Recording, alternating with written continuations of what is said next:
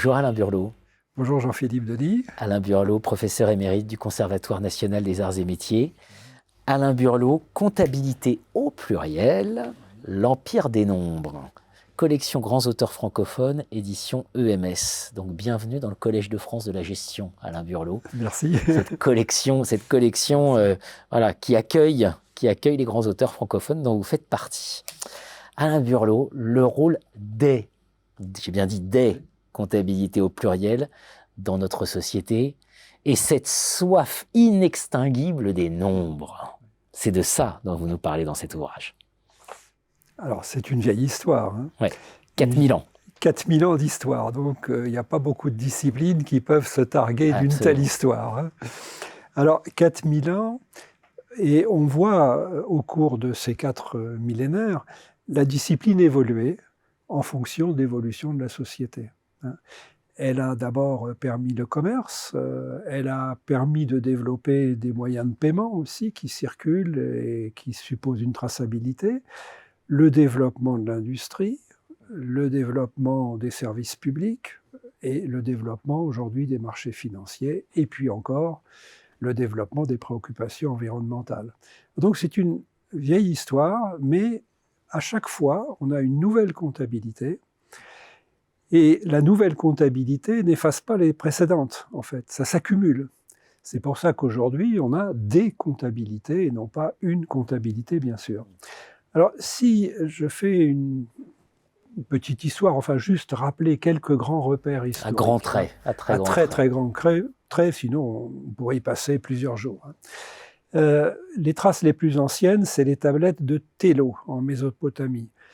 C'était en 2350 avant Jésus-Christ.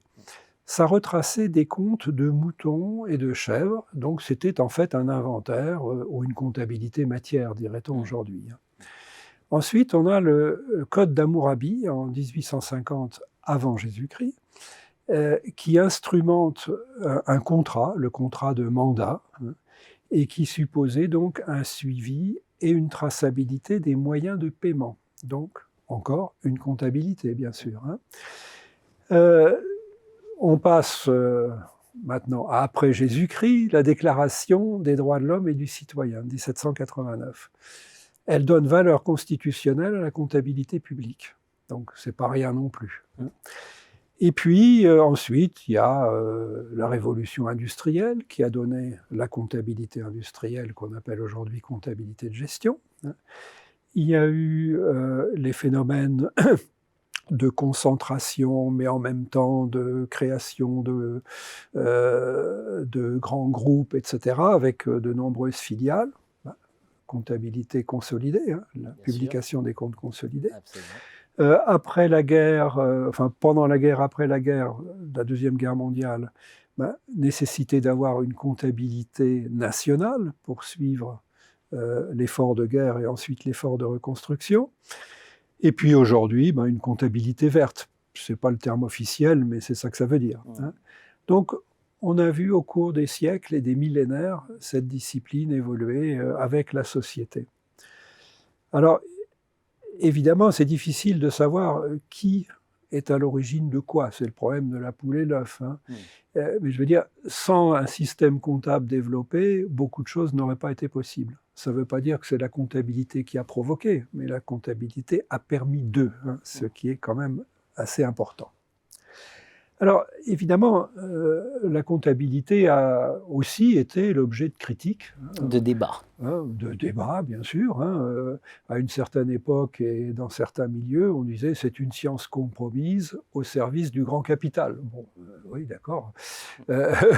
Sauf qu'elle existait avant le grand capital et elle subsiste dans le monde d'aujourd'hui qui n'est pas uniquement le monde du grand capital.